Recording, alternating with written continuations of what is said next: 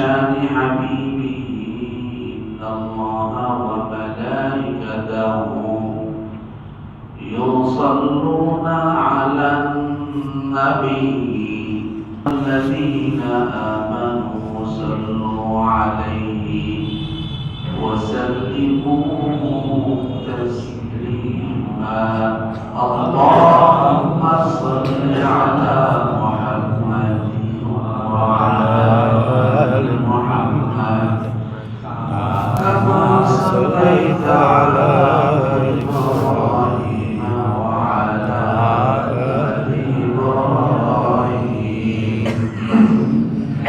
إنك حميد مجيد اللهم بارك على محمد وعلى آل محمد كما باركت على إبراهيم وعلى آل إبراهيم إنك حميد مجيد.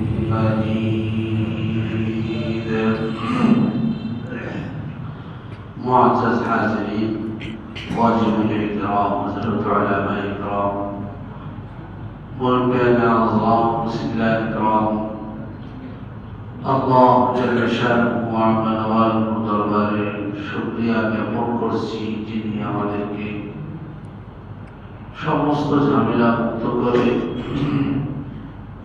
দুনিয়ার মধ্যে সবচেয়ে উত্তম জায়গায় স্থান আল্লাহ তাআলার ঘর মসজিদে আসা বসা তিনি কিছু কথা আলোচনা শ্রবণ করার সুযোগ করে দিয়েছে এই জন্য মহান স্রষ্টার দরবারে শুকরিয়া আদায় করি আলহামদুলিল্লাহ।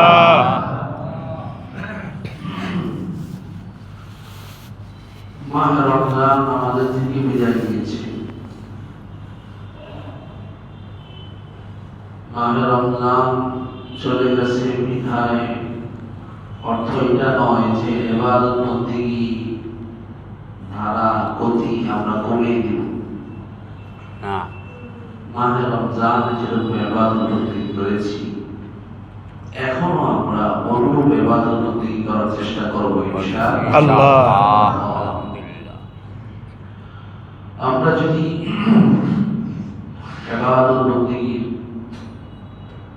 ধারা অব্যাহত রাখি তো মাহে রমজানে যে আল্লাহ জাল্লে শানুহু যিনি আমাদের স্রষ্টা তিনি ছিলেন এখনো তিনি আছেন। মাহে রমজানে যে প্রতিদান প্রতিফল আমাদেরকে দিতেন সওয়াব আমরা অধিকারী ছিলাম এখনো তার থেকে সওয়াবের আশাই আমরা করি। এই জন্য ইবাদতের ধারা গতি কমাবো না বাড়াবো বাড়ানোর চেষ্টা করবো। সবাই তো আমরা বাড়াইতে চাই। এরকম কে আছে যে আমার দোকানে ব্যবসা বেচা কিনা লাভ কম হোক এরকম কেউ চায় না। আমাদের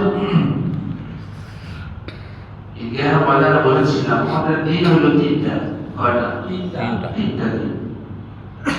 এক হলো যে অতি হয়ে চলে গেছে যে দিন ওই দিনের উপরে আমার কোন কর্তৃত্ব নেই। ইচ্ছা করলে গত দিন এবার কাজ করতে পারবেন না, সুযোগ আছে না, সুযোগ চলে গেছে। এখন চিন্তা করেন যে গত দিনের ডায়েরির পৃষ্ঠায় আপনি কি লিখছেন, আমি কি লিখতে পেরেছি, এটা আমাকে চিন্তা করার বিষয়। আর একটা হলো আগত সামনে আসছে, আগামীকাল যে আমি পাবো আমার হায়াতের গতি সীমা ওই পর্যন্ত যাবে এটা গ্যারান্টি দিতে পারে কেউ না। তাহলে ওইটাও নাগালের বাইরে। যা চলে গেছে এটাও শেষ, আসতেছে এটা আমি পেতেও পারি নাও নিতে পারি। আর একটা হলো বর্তমান, আজ যে দিন চলছে এই দিনের মধ্যেই আমাকে আমার ভালো কর্ম ভালো কাজগুলো করা উচিত। কারণ আজ দিন যাওয়ার পরে আগামী দিন আমার হায়াতের পাই কিনা তা তো আমি জানি না। এই জন্য যে দিনে আমি আছি এই দিনের মধ্যে আমার ইবাদত বন্দেগীর গতি আমাকে বাড়িয়ে দিতে হবে। আল্লাহ তাআলা আমাদের সবাইকে তৌফিক দান করুন। আমিন। আমি আজ একটা বিষয়ে আলোচনা করার চিন্তা ভাবনা করেছি, যেটা হলো দুনিয়ার স্তর সমূহ। মানুষের স্তর কয়টা? এত দুনিয়াতে আসার আগে একটা জায়গা ছিল, আমরা সবাই ছিলাম রূহ জগতে, আলমে আর রহ বলা হয় যেটাকে, রূহ জগতে আমরা ছিলাম। তারপরে আল্লাহ তাআলা আমাদেরকে দুনিয়ার জগতে, আসমানের জগতে আসার আগে একটা জায়গায় রেখেছিল, আমরা ছিলাম, এটা হলো মায়ের গর্ভে আমরা ছিলাম। ওই জায়গায় আমরা 9 মাস পর্যন্ত ছিলাম। আল্লাহ তাআলা ওই জগতে আমাদেরকে রেখেছে। মায়ের গর্ভে 18 সপ্তাহ যাওয়ার পরে তার মধ্যে অনুভূতি শক্তি আসে, তার মধ্যে নড়াচড়া, যদি ডাকাত হয়, ব্যথা হয়, বাম দিকে চলে যায়, বাম দিকে ব্যথা হলে ডানে চলে আসে, তৃতীয় শরীরে কষ্ট হলে অন্যদিকে যায়। তার মধ্যে একটা অনুভূতি শক্তি 18 সপ্তাহ যাওয়ার পরে আসে।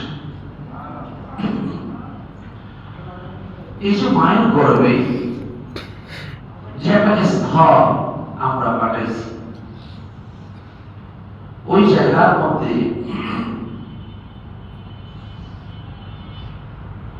উলামায়ে হযরত লিখে যে আমরা মায়ের গর্ভে যে দীর্ঘদিন ছিলাম, এই সময় আল্লাহ তাআলা যে আমাকে আপনাকে রেখেছেন, ওই জায়গায় যে আমরা অবস্থান করেছিলাম, ওটা একটা জগৎ। ওটা কি জগৎ? একটা জগৎ। তখন আমার কাছে, আপনার কাছে ওই জগৎটাই সবচেয়ে বড় জগৎ মনে করেছিলাম। সুবহানাল্লাহ। বিশাল বড় এক জগতের মধ্যে আমি আছি, আমাকে আল্লাহ তাআলা রেখেছে। কিন্তু ওই জায়গার মধ্যেও সতর্কতার সাথে রাখার জন্য পরামর্শ দিয়েছি কি, আমরা অনেকেই বলে থাকি মায়ের কোল বাচ্চাদের জন্য প্রথম বিদ্যালয়। কিন্তু আর একটু সামনে আগে আল্লাহর প্রিয় বান্দা যারা আছে, বলে না, মায়ের কোল নয়, মায়ের পেট সর্বপ্রথম বাচ্চার জন্য শিক্ষার জায়গা। এটা কেমন কথা? এই জন্য আমাদেরকে পরামর্শ দিয়েছে যে মা সন্দেহযুক্ত কোনো খাবার খাবে না, সন্দেহযুক্ত খাবার থেকেও বেঁচে থাকবে। সুবহানাল্লাহ। কারণ সন্দেহযুক্ত খাবার যদি মা খায়, তার একটা প্রভাব, ক্রিয়া ওই সন্তানের উপরে পড়ে। বুঝতে পেরেছেন?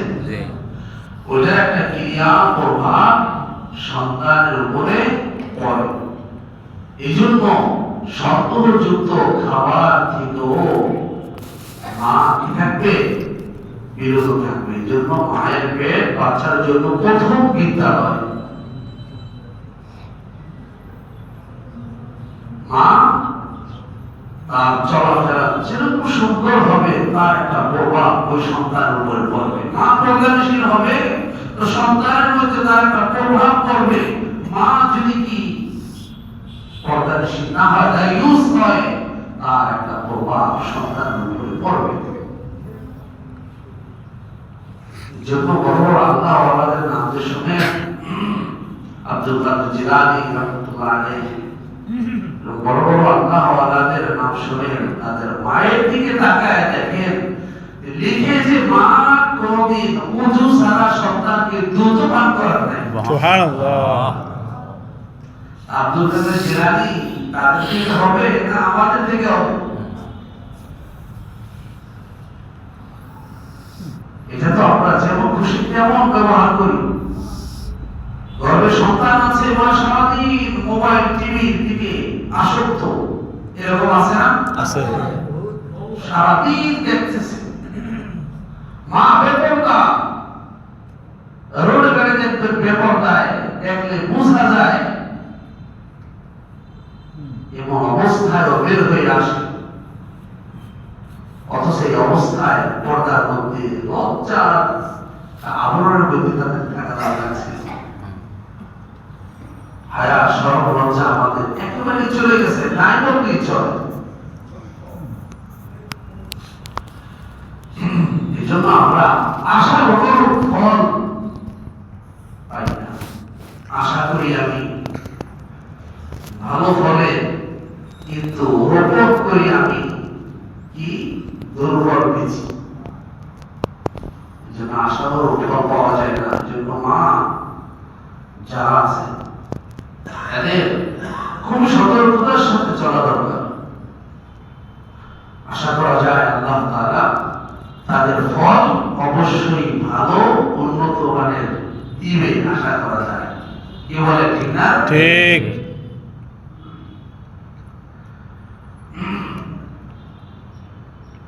দ্বিতীয় স্তর আসে। প্রথম স্তর তো আমাদের ছিল মায়ের গর্ভে। কোন জায়গায় ছিল? এমন জায়গায় সন্তানটা ছিল, ডানে বামে সর্ব জায়গায় নাপাক, প্রস্রাবের থলি, পায়খানার থলি, এমন একটা জায়গার মধ্যে ছিল যে ময়লা পানি। ওই জায়গায় আল্লাহ তাআলা আবার খাদ্যের ব্যবস্থা করেছে। প্রতি মাসে মায়ের যে মাসিক বন্ধ ছিল ওইটা তার খাদ্য রূপে তাকে দিয়েছে। আস্তে আস্তে ওই মায়ের গর্ভে বড় করেছে। সুবহানাল্লাহ। তার থেকে দুনিয়ার জগতে যখন আমরা এসেছি, আসমান জমিনের পেটের মধ্যে যখন আসছি, জমিন আর আসমান মাঝে এই পেটের মধ্যে আসার পরে এখন আমাদেরকে যদি ওই জগতের কথা বলা হয় যে আমি আগে কোন জগতে ছিলাম, আর যদি বলা হয় যে তুমি তো ময়লা, ডানে বামে তোমার ময়লা ছিল, তখন আমাদেরকে কি একটু ঘৃণা লাগে না? আর এমন জায়গায় ছিলাম আমরা। এই জগতে আসার পরে ওই জগতের চিন্তা ভাবনা করলে আমাদের কাছে ব্যতিক্রম একটা চিন্তা ভাবনা আমাদের কাছে আসে। এই জন্য বড় একজন কবি তার ছেলেকে একবার প্রাপ্তবয়স্ক হওয়ার পরে একটা বড় অনুষ্ঠান করছে। অনুষ্ঠানের মধ্যে তার বন্ধু, আত্মীয় স্বজন এদেরকে আমন্ত্রণ করছে, দাওয়াত দিছে। খুব উন্নত মানের খাবার ব্যবস্থা করেছে। করার পরে এখন ওই সন্তানকে, ছেলেকে বাবা একটা উপহার দিছে সবার সামনে। এমন একটা উপহার দিছে যে খেলনা। ছেলে এখন প্রাপ্তবয়স্ক হয়েছে, তার সামনে একটা খেলনা উপহার দিছে। এখন ছেলেও লজ্জিত, ছেলের বন্ধু যারা আছে এরাও হাসাহাসি করে, কি রে কেমন বাবা, সে একজন প্রাপ্তবয়স্ক ছেলে আর তাকে একটা খেলনা উপহার দিল। তো বাবার প্রতি ছেলে অন্য দৃষ্টিতে তাকায়, একটু রাগ রাগ ভাব। তো বাবা বলছে, শোনো, তোমার যে বয়স, এখন যে অবস্থানে তুমি আছো, আর তোমাকে যে আমি খেলনাটা উপহার দিছি, তোমার কাছেও খারাপ লেগেছে, তোমার বন্ধুরাও হেসেছে। একটা কথা বোঝানোর জন্য আমি কাজটা তোমাকে করেছি। কি কাজ? একটা সময় তুমি আমার কাছে একটা খেলনা দাবি করেছিলে, আমি ওই খেলনাটা তোমাকে দেই নাই বিধায় তুমি আমার সাথে রাগ করেছ, অভিমান করেছ, আমার সাথে কথা বলো না। কিন্তু আমি তখন তোমাকে দেইনি। এখন তোমাকে আমি কি দিয়েছি এই কথা বোঝানোর জন্য যে তোমার অপ্রাপ্ত বয়স্ক যে জিনিসটা তুমি আমার কাছে চেয়েছিলে, এবং প্রাপ্ত বয়স হওয়ার পরে তোমাকে ওই জিনিসটা দেওয়ার কারণে তুমি তোমার বন্ধু বান্ধব সব হাসাহাসি করছে, তুমিও লজ্জিত।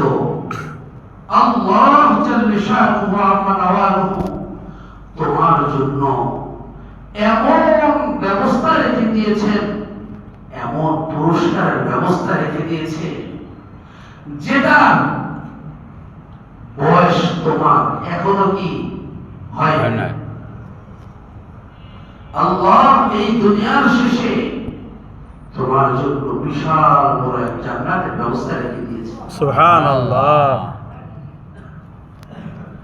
আর ওই জান্নাতে যাওয়ার পরে যদি তোমাকে দুনিয়ার যে তোমার খাওয়া দাওয়া, খেলনা, চাহিদা যেগুলো আছে, দুনিয়াতে আমরা যেগুলো চাই, আমাদের চাহিদা বড় একটা বাড়ি, সুন্দর নারী, একটা গাড়ি, ব্যবসা একটা আছে আর একটা করতে চাই, এটাই তো চাই, বলেন তো?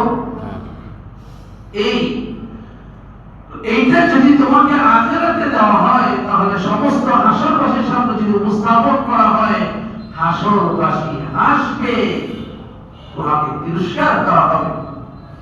কাজে তুমি মনে রাখো, দুনিয়ার হায়াতে যে তুমি আছো, তুমি দুনিয়ার মধ্যে এমন ভাবে লিপ্ত আছো, দুনিয়ার মধ্যে এমন ডুবে আছো, এই দুনিয়ার নাজ নিয়ামত আসরের ময়দানে যদি তোমাকে দেওয়া হয়, তুমি লজ্জিত হবে, অপমানিত হবে।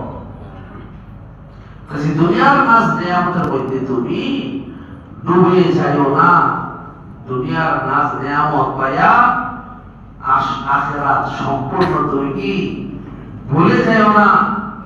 আখিরাতের নাজ নিয়ামত চাও, আখিরাতের কল্যাণ চাও, আখিরাতের কামিয়াবি তুমি চাও। হাসরের ময়দানে বান্দাদেরকে অনুষ্ঠিত হওয়ার পরে জান্নাতের মধ্যে জান্নাতীদেরকে এমন খাবার দিবে, যেই খাবার জান্নাতীরা খাবে, দুনিয়ার খাবারের কথা মনে পড়লে তখন ঠাট্টা এবং লজ্জা মনে হবে।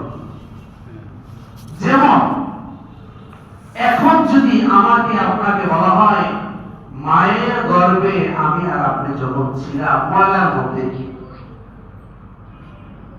প্রস্রাব ছিল, পায়খানা ছিল, এমন পানির মধ্যে ছিলাম, হাবুডুবু খাইছি, যে পানির মধ্যে সাঁতরাইছি, না সাঁতরাইলে মাও কষ্ট পাইবে, এমন একটা জায়গায় ছিলাম না? তো ওই কথাটা যদি এখন স্মরণ করা যায় আমাদেরকে, আমার কাছে আপনার কাছে কি মনে হয়? হাসরের ময়দানে আল্লাহ তাআলা জান্নাতের মধ্যে আল্লাহ তাআলা আপনাদেরকে আমাদেরকে এমন নিয়ামত দিবে, এমন খাবার দিবে, আল্লাহ তাআলা দুনিয়ার খাবার কথা মনে পড়লে তখন লজ্জা হবে। কিন্তু আফসোসের বিষয়, এই দুনিয়ার স্তর জগতের মধ্যে এসে আখিরাতকে আমরা সম্পূর্ণ কি ভুলে গেছি। কেউ যদি উলামায়ে কেরাম যদি আমাদেরকে বোঝানোর চেষ্টা করে, তাহলে তো মনে করি হুজুররা বোঝে না। কি বলেন, ঠিক না? হুজুররা বোঝে না। কিতাব একটা উদাহরণ দিচ্ছে সুন্দর করে। সমুদ্রের মধ্যে